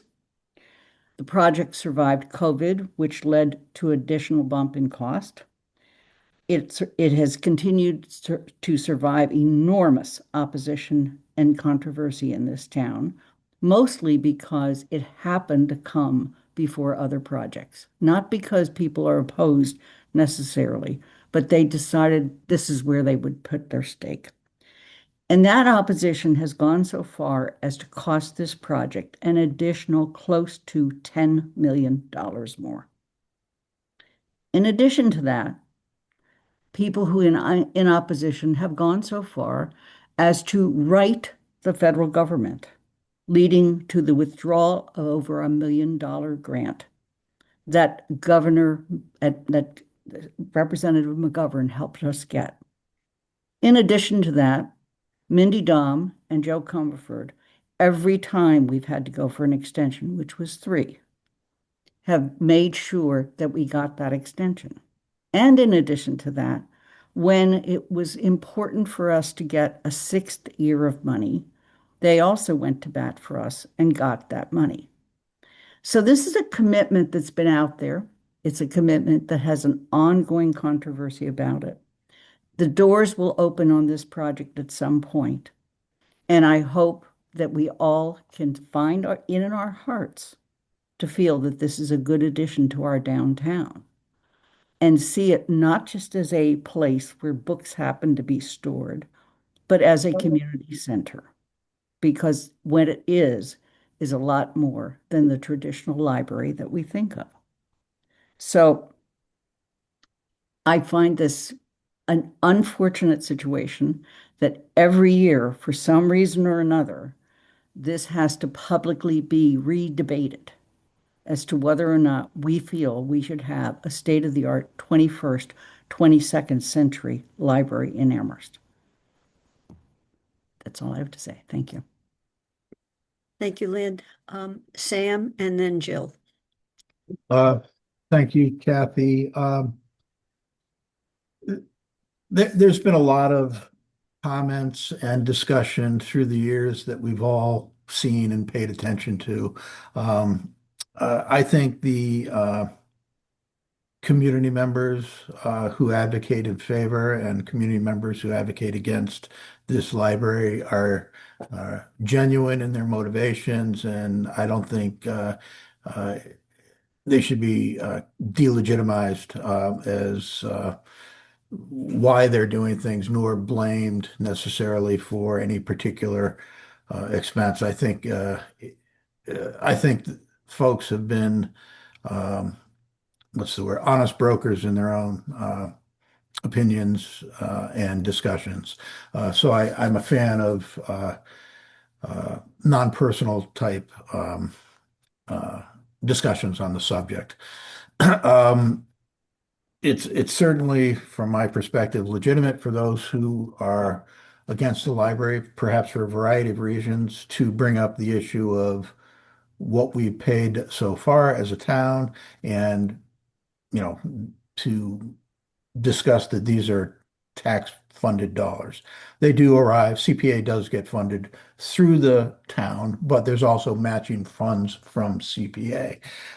It's also true that CPA dollars are limited in what they can be used for. They cannot be used to fix our roads, nor can they be used to pay teacher salaries or DPW salaries.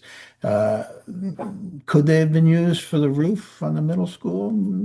Open for debate. Not enough time to make that happen. But it's a specific category, so I understand Lynn's comment in terms of how we look at it. That's part of the reasoning from my perspective of listening to the group decision from a CPA committee, in that they are chartered with making decisions against competing requests and potential future requests. so, I can understand how someone who has sat in previous meetings saying, hey, they said they weren't going to give us any, they weren't going to come back anymore, saying, I don't want to vote for it because of that. It's perfectly reasonable mindset. I have my own mindset in terms of, following CPA guidance, unless there's something definitive to the contrary that says it's not something we can do. It is true that it's a large budget. And the impact would be perhaps greater in other locations, the use of the money. It's also true that I haven't followed every step of the way, but my guess is that the project probably would have been a lot easier without retaining certain aspects of the woodwork. I think it would be a travesty were they not retained, but it does impact the expense. Having said all that, um, it's great that we have community members who are motivated. It's a shame that it's a controversial issue. I understand why it is. Um, but for me personally, I would need a definitive, unequivocal uh, opinion from someone that the town vests their uh, decision in to go against the recommendations of a CPA committee. That's just me from my own experience on the committee. It's a challenging position, and um, so that's where I'm at. Thank you. Jill. I just wanted to quickly comment on the KP Law memo and that piece of this, just because I did want to share that I think, I mean, while they are a law firm used by many municipalities across the state, we recently had a decision by them on an unrelated matter that they then reversed course on. So, like, they had one set of information or one perspective on an issue, and they issued a memo on it, and then got more information and broader perspective, and then changed their opinion. And often this has a lot to do with how an issue is framed to them, what information they're given. I mean, they're not doing full-scale, elaborate investigations into these things where they're doing their own independent research on a topic. They're taking the information that we're giving them and they're issuing an opinion on it. And I just think that the memo that they provided to us, I mean, really, if you look at the meat of it that relates to the supplanting piece, and they're saying that the DOR's language indicates that CPA funds may not be used to replace existing operating funds, and then their opinion on why this is an exception to that is vague. It's not, to me, it doesn't, I think it is an attempt to make a case on one side of this. But again, there is also another side. And so I just don't know if, as a finance committee and as counselors, that we should be taking this as fact.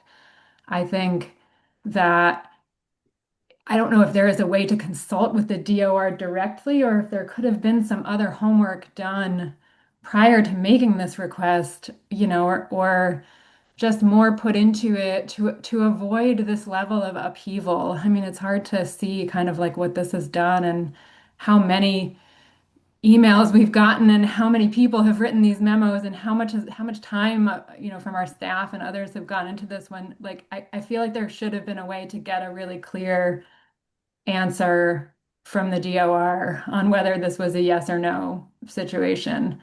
But I definitely don't think that it's healthy for us to take um, take KP Law, on its own as the be all end all in decision making around things like this.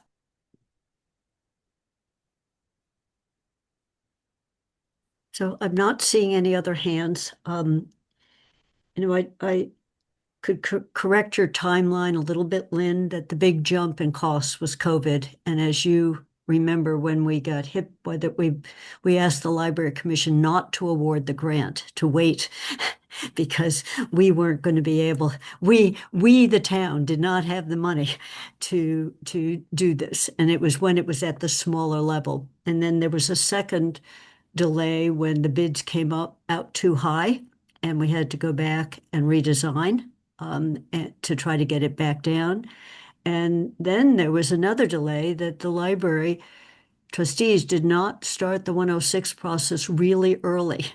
And so we even had some retrofits of the project at the end to make sure we could get the HUD grant. So some of these were not opposition. Some of these were just along the way, a complicated project.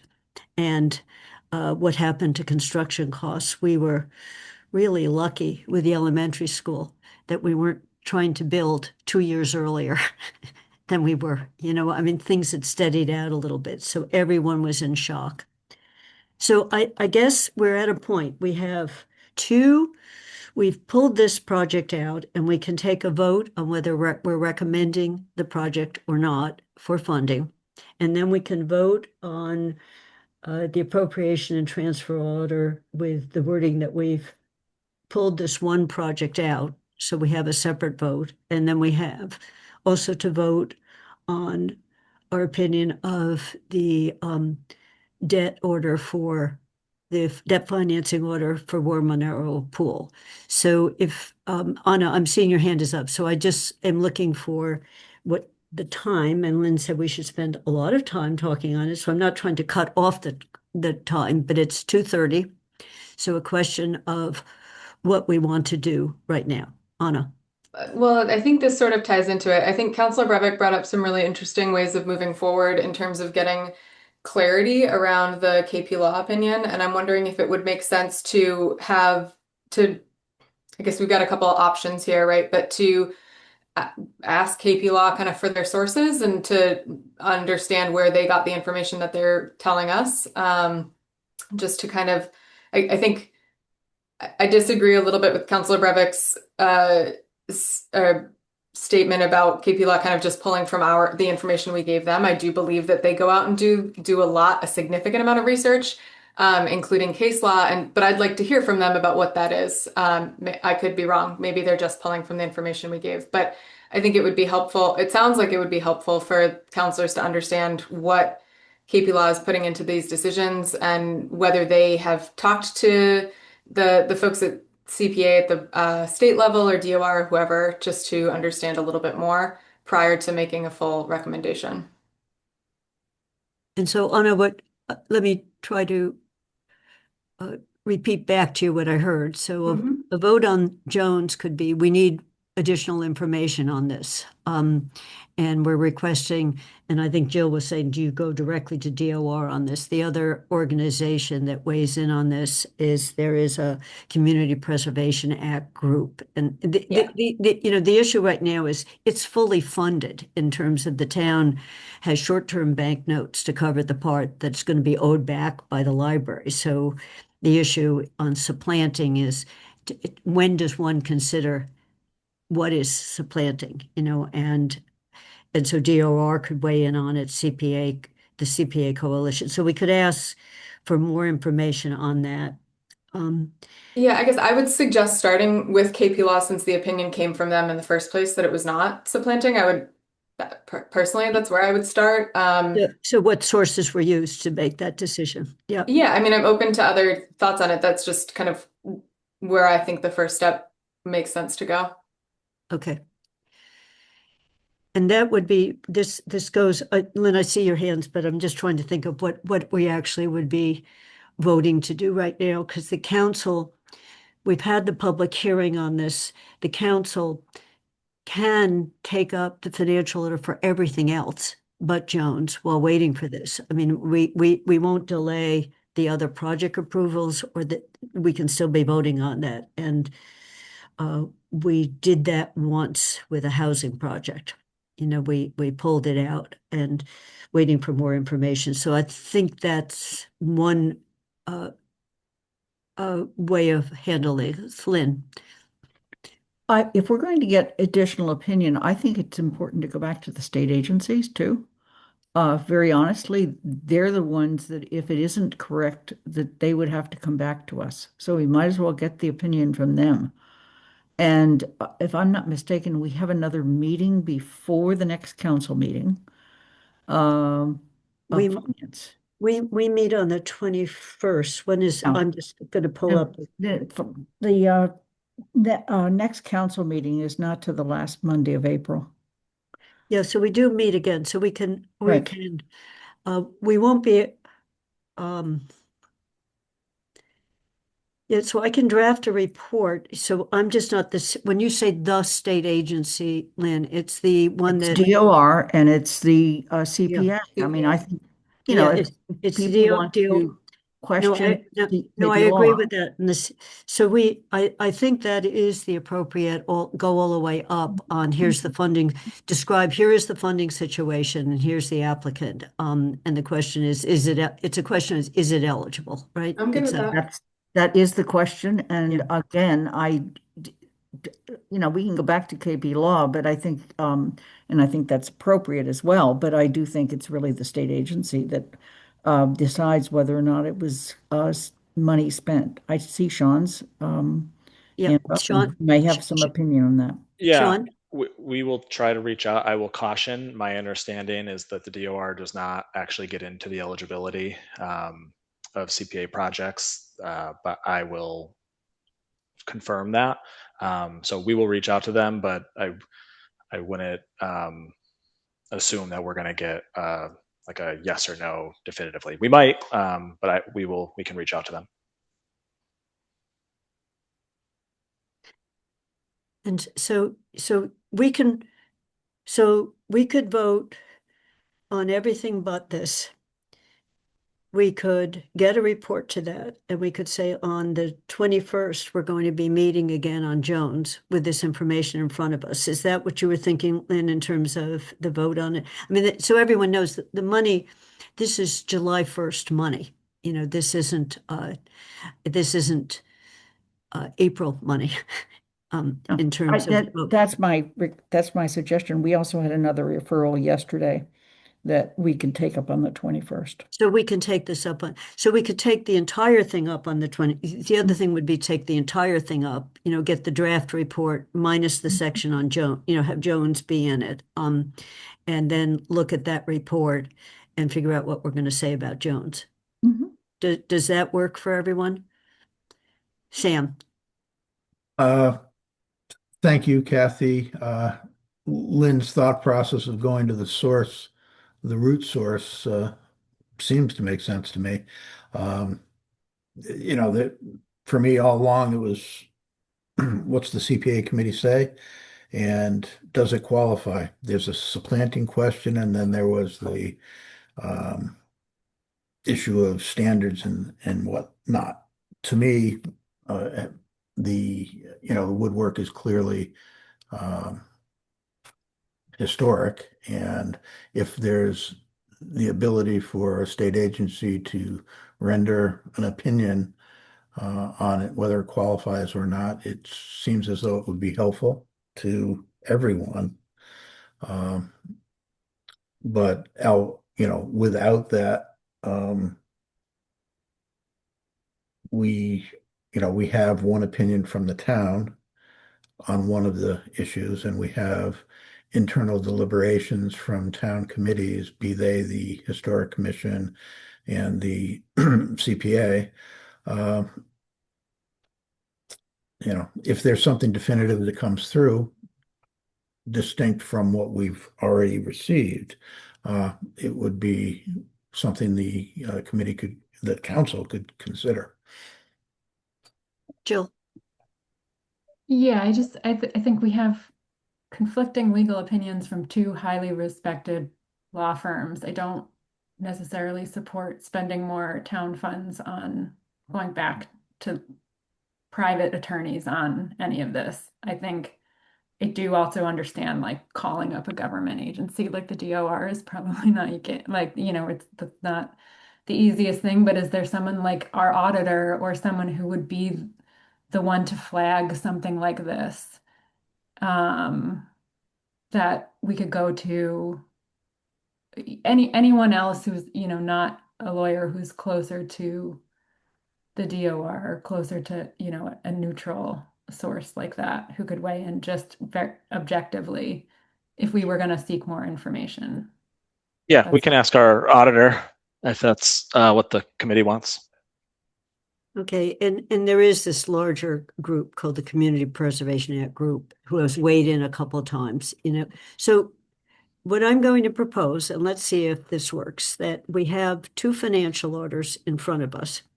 That if we take a vote on the financial order that has the cash, where we make it clear that the motion is we've pulled Jones out, so we're voting on the remaining projects, that we go ahead and vote on that, and then we vote on, unless they're then we vote on the debt service. That way I can draft a report and have a report available for everyone to look at with a section called the Jones Project, that we pulled it out. Does that, and we would come back to this on April 21st. As Lynn said, the other referral we have the regional school debt is the other financial order we have. And otherwise we have what questions we want to start asking using our authority under the charter. And I have drafts of both of those. I just didn't put them in. I forgot to put them on today's agenda, which is a good thing since we don't have time. And we do have minutes. So that would be on the agenda for April 21st, where we're basically coming back to review what I've written and figure out what we want to say about Jones. Does that work for everyone as a way? Okay, so then I'm going to make a motion. I'll start with the easy one. I move that the Finance Committee recommend that the council adopt appropriation and borrowing authorization FY 27-08A, an order appropriating and authorizing debt for the construction of the War Memorial Bathhouse under open space and recreation. Griesmer seconds. Is there a second? Griesmer seconds. Okay, Lynn seconds. Is there any discussion on this? And the financial order is for $1.5 million. And so we are recommending yes on that. Sam, any discussion on this?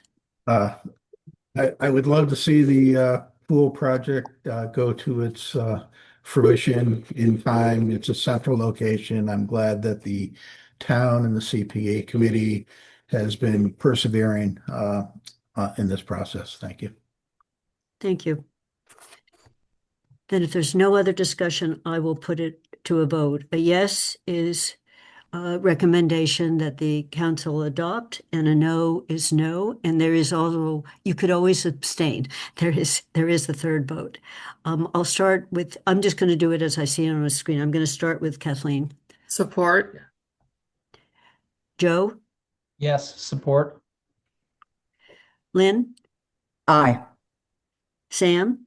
Aye. Anna? Aye. Jill? Aye. And Kathy, it's unanimous. Okay, now I will figure out the wording on the next one. I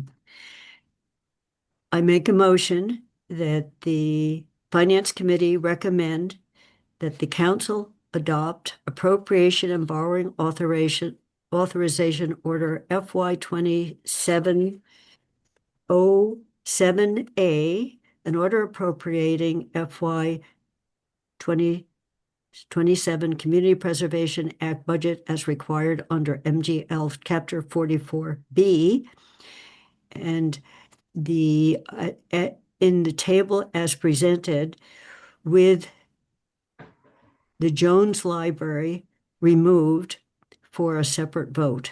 And someone can fix that motion because the $330,000 for Jones removed from that collection of projects. So second, I will try to make that into literate wording when I do it, but it is, and everyone has seen that order, so I don't have the ability to change it. So just everyone knows, if Jones isn't in it for now, by the time it gets to the council, Jones will either be in or out, and then the adjustment will be made to the reserves, and the reserves.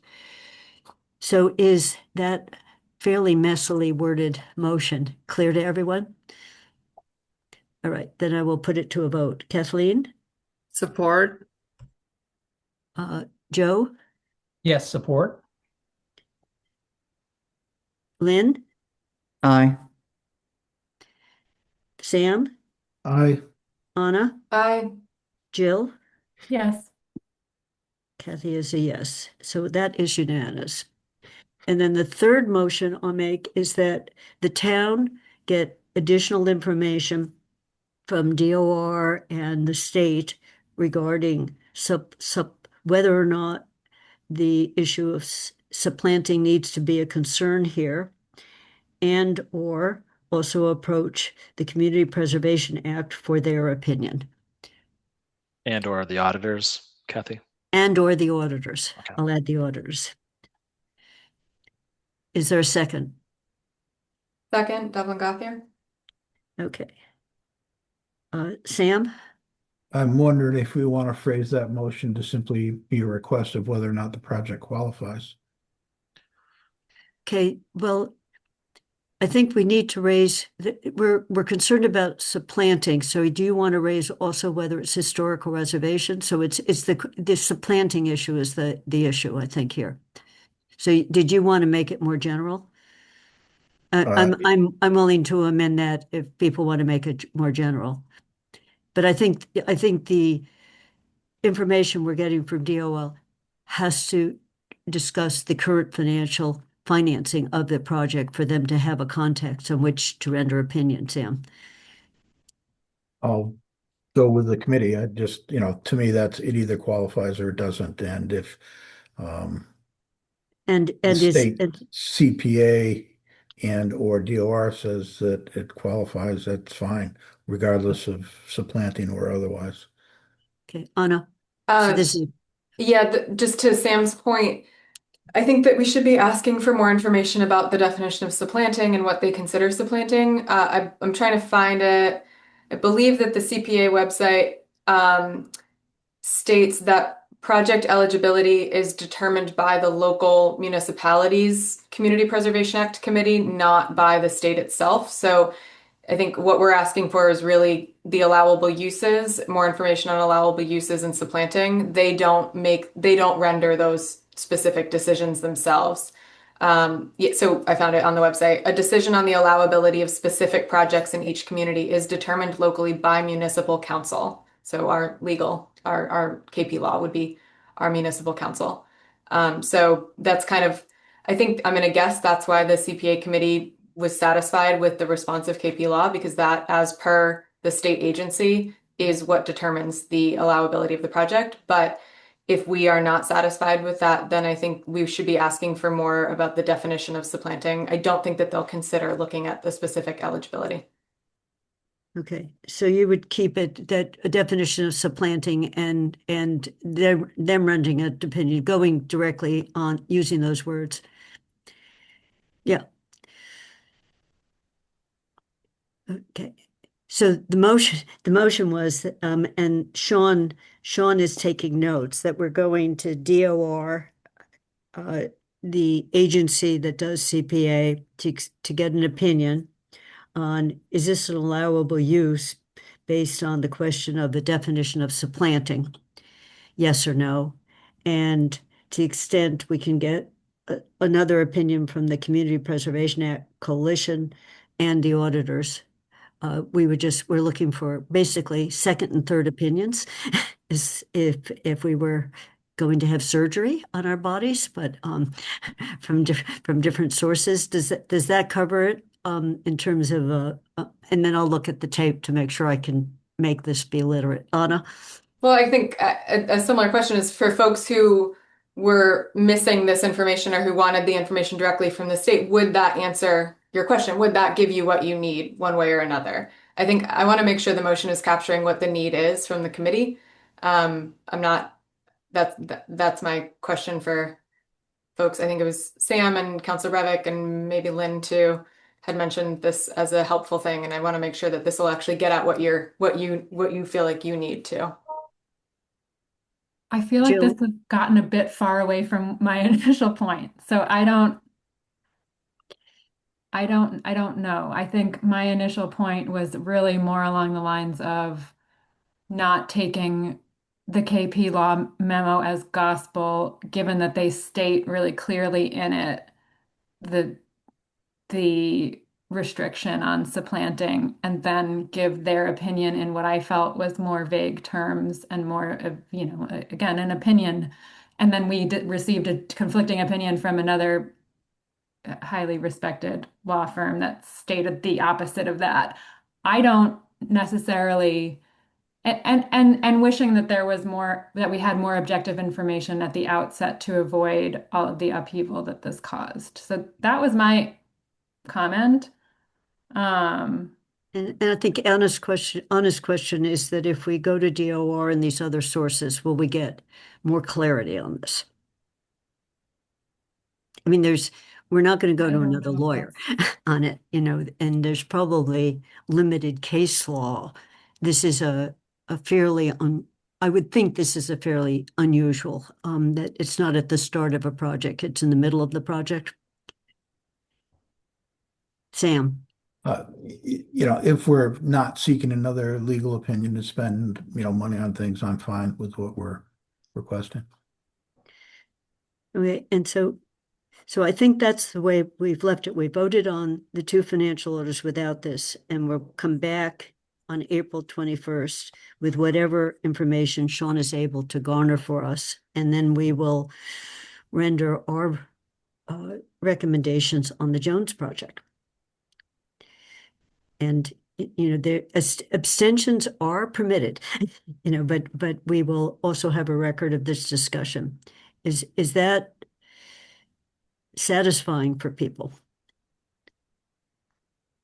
So if the answer is yes, we can thank Katie, who has sat here very patiently with us the entire time. And thank you, Katie, for being part of a long-winded piece. And we're really not trying to second guess you. It's been a issue long term on what exactly the situation is. So we'll try to resolve it by the next meeting. So thank you very much. And Well, thank you. thank you. I appreciate it. And I was here to answer any questions because we, as a committee, investigated all of these things as well. And so I appreciate your interest and looking very carefully at making your decision. And I will be here again if you need me. So feel Okay. free. Thank you very much. And you're willing to stay if you want to. The next is just our scheduling. Thanks. So Sean, if you could put up on the screen, because I don't think people haven't seen it yet. The Did you want to committee vote on that motion? on the Jones motion. Thank you, Lynn. So it's been moved and seconded that we ask the staff to, won't try to repeat what I just did, but to gather additional information or confirmation from DOR and CPA committee and potentially order regarding whether this is supplanting or not and an allowable use of the funds. And so we have the motion made and seconded, and I will get a vote on it. Kathleen. Support. Joe. Abstain. Lynn. Aye. Sam. Aye. Anna. Aye. Jill. Yes. And Kathy is a yes. So we have one sustain, one abstention, and 5 yeses. And I will get this, I will draft this report probably tomorrow so I can remember what we've just been talking about and listen to the tape. So then Sean has a meeting schedule for the month of May. And if you could put it up on the screen, Sean, and I just want to there are two issues with this that to draw your attention to. We had a request, and I think Anna, you were the one who raised it, that if the Thursday meetings could be from 3 to 5, we had the potential of getting more counselors who might want to participate in them and or the public. So last time you saw this, the Thursday meetings were from 1 to 3. So this agenda now has 3 to 5 on it for the Thursdays only, otherwise 1 to 3. Jill. Is there any way we could do 3:30? Would anyone be opposed? It's just 3 o'clock is like the moment that my kids get off the bus. So it's just, I would have to get childcare just for like a very short period of time. I mean, I'm fine with No, the so general let me idea. just, as far as I'm concerned, yes. So Lynn? Actually, Jill, that would help me as well. Thank you so much. That's fine with me. It's better for me. So Sean, I know you've gone to a lot of work telling people when to show up, but will 3:30, do you think, work for people as well? Everyone, but I think the schools, when we scheduled that date with the schools, the superintendents, I think, had a conflict at 4:15. So that would be the only one that I would say it might disrupt the kind of the agenda and getting information to the council. I think the other ones we could definitely move back. But So I'll do it. We can if we do 3:30. If we do 3:30, it just means the schools, the superintendent will be there for the first 45 minutes. Okay. If it's just one, that's fine too. I mean, it's not, yeah, it's only a. Okay, and so what you're also seeing is everyone has been approached to availability, and then there's one evening meeting, May 11th. The Finance Committee under the charter holds the hearing on the budget. And we, in the past, have always posted this as a joint meeting of council and finance. And we picked the Monday that's not a council date and is before we have to write the final report. So May 11th turned out to be the only Monday that qualified for that we are hearing from the public. So that's the one new item that's brand new. And then Sean has cleared with everyone that they can come for those different days. So the one final thing to point out, and we'll send this out to everyone, is the way we've done the May meetings is each member of the committee, and sometimes two, depending on what the issue were, agrees to, when we receive the town manager's budget, and for things like school and library, those are already available to be seen, comes up with questions that are sent through Sean in advance to whoever will be coming to the meeting. And the rest of us can either also ask questions, in which case we try to send it to the person who's responsible. So the person who's responding only has one set of questions. So when you look at this list, you don't have to answer now, and we'll send this out, what your preference would be for which section of the budget you would like. Yeah, Sean. I think the only one that would be good sooner rather than later is if you're going to do like if someone's going to be the school person, unless the full committee wants to do the schools. I think that one, because they're coming up soon and we wanted to give them at least a couple weeks to respond to questions. I think it would be good to have someone designated nowish to be the school reviewer. Okay, so we can look for a volunteer, and I also have a draft memo based on what we were already talking about that would be asking for the superintendent to appear to answer some questions. And it's mainly focused on the elementary school budget right now. So we had already, so is there someone who would definitely like to do schools? Because this would be an addition. Lynn. And you're saying you would like to do schools? And you're muted. I'm willing to do schools, Kathy. We'll start with your questions, but I also want to point out that the budgets that we have before us are the ones that they have submitted to the town manager. Right. They are not the budget that the town manager has given us. That's right. Sam? But I will be glad to do schools. Okay. Sorry, Lynn, can you say that again? So that when we get what she said is when we get the town budget, um, the town manager's budget will have put a dollar amount in for each of the major categories, municipal, regional, and elementary. So what we'll be looking at is the budget as voted by the schools, as well as what is in the town manager's budget in terms of questions. The town manager won't have made line item decisions on it. It'll be just a top line dollar number. Okay, so she's just saying, that there potentially will be two totals. With regional, I don't imagine there'll be an issue because regional is exactly within guidelines and is with what was already penciled into the budget, but the other could vary. So just saying we'll be getting two in those cases. Yep. Okay, got it. And everyone's seen the budget book. When it comes to the schools, there's no detail in the budget of the schools. There's just a total number. The detail for the schools is in the school budget. Sam? Do I understand you correctly that you're indicating that a member of the finance committee for each of the presenters will be asking questions here? I see you No, referenced. let me try to explain it. When you see the budget, so let's Yep. take its general government and debt or public safety. You see what's in the write-up. You ask in writing questions that Sean sends in advance. So we are not asking them during the meeting.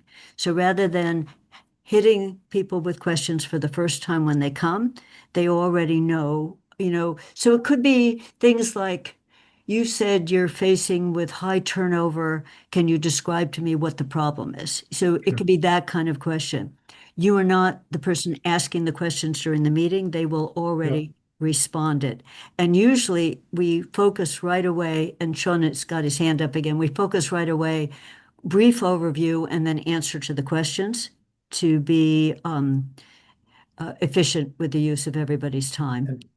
And the subject areas to submit questions in advance to are the departments that are referenced in the third column of this. So they would be general government debt, public safety, library, and whatnot. You've got it. And Okay. Sean's hand is up, and I'm just saying that in a couple, so last year, two people wanted to do DPW because it's DPW and the enterprise funds, so it's a big topic on it. And so you don't need to volunteer now. We'll send this list out, and if there's overlaps, I'll let people know, give me your top choice and your second choice. And Sean, your hand is up. Yeah, I just adding what Kathy said. It doesn't mean you can't ask other questions. It's just to the extent you know questions you want to ask, or it's really once the budget is turned over, instead of you having to go through all the departments and kind of get in the weeds of all the departments, you'll focus on the one that you're assigned. So if you're public safety, that's the one that you would do a deep dive in your review and then see what questions you have. And then you'll send them all to me, and I will keep a master list of all the questions, and I will work with the department heads to make sure they're answered at the meeting. And so one thing, and Lynn, I see your hand is up. One other thing is when you volunteer for it, you're also going to volunteer to write the section in the Finance Committee report on the area. And I'll send everyone a copy of last year's Finance Committee report. So we do a write-up for each of these major sections that focuses on what additional information we got that you wouldn't have already gotten in the budget book. So there was a lot of information on a few of these that was expansive. So, so it's two things, both. And then the last thing is that you're not the only one. So we have at least one counselor who's currently the president of the council, who has sent in questions on literally every topic. So she just, again, sends them through Sean and he consolidates. So some people just can't wait to look at the budget book and think through what their questions might be, in terms of their focus questions. Lynn? Yes, Kathy, that was one of the things I wanted to make sure is people understood that when you volunteer, you not only volunteer for gathering the questions, but you also volunteer for writing that section. The other thing I wanted to ask the chair, though, are you going to make each of the meetings committees of the whole? We will, I'll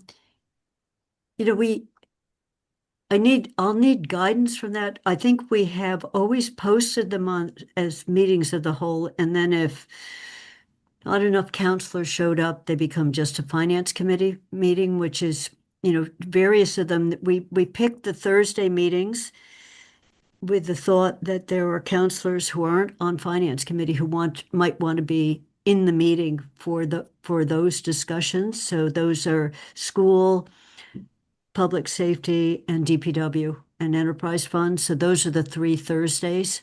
And we deliberately looked at them for Thursdays. So the overlap with the Community Resource Committee wouldn't mean that no one from that committee could come if they wanted to. So in the past, Lynn, I mean, this, it's varied a lot on whether people just sent us the questions rather than actually attended. We are a committee of the whole of 7 come, so we start with 5. So that's the 7 counselors. 7 counselors, right? So I will try to figure out, I mean, you're the one who knows how we posted them in the past, whether we started out as committee of the whole finance committee and then just said this one ended up just being finance committee. I don't really remember. Yeah. Sam. Thank you for explaining and answering. I'll have to check my schedule on, I may have a few things going. I'd be glad to do government debt and libraries, either one. Okay. Just putting that out there. So look at the clusters. Okay. Library is available as a budget. It's been submitted to us. Okay. I looked the other day, Sean, it's not posted yet. It's actually not posted at the Jones site, but I looked at the Zoom recording and found it. But library has presented a budget, and so the task is before we meet again, people send me their requests so that when we meet on April 21st, we have a pretty good idea of who's doing what. Sean? Oh, sorry, you can finish. I was just going to say the I did regional, finish. the regional school budget and the library budget are both posted on the town website. If you go to the budget tab, Okay, they're up it, now. Okay. yeah, defaults to the FY27 budget now. And the only one I got to put the elementary school budget on there. That's not up there yet. But the library and region budget are there. And just to be very clear, so Kathleen or Joe or anyone, if there's a topic you don't want to be the lead, but you have questions when you see it, the idea is you send them into Sean, and except for that first week, he does a really good job of consolidating, so people aren't looking like 4 lists. He just says 3 people ask the same question, and he does a pretty good job. And we often get written responses, which makes it very useful for writing this up. I think you saw this, Kathleen was watching JCPC, but we got early on questions, then we had some answers posted in the packets along the way. So that is where we're going through the month of May. And I want to thank everyone today. It is 3:12, so we've gone longer than our 2 hours, but I thought it was a good discussion, even though I know it was a difficult discussion to have, an unusual discussion, maybe I'll call it that. So I make a motion to adjourn. Is there a second? Second. Okay, I will put it to a vote. Kathleen? Or Kathy is a yes. Joe? Yes. Lynn? Yeah, aye. Sam? Aye. Anna? Aye. Jill? Yes. And Kathy was a yes. We are adjourned, and I will see you all in 2 weeks. Thank you very much. Thanks all. Thank you.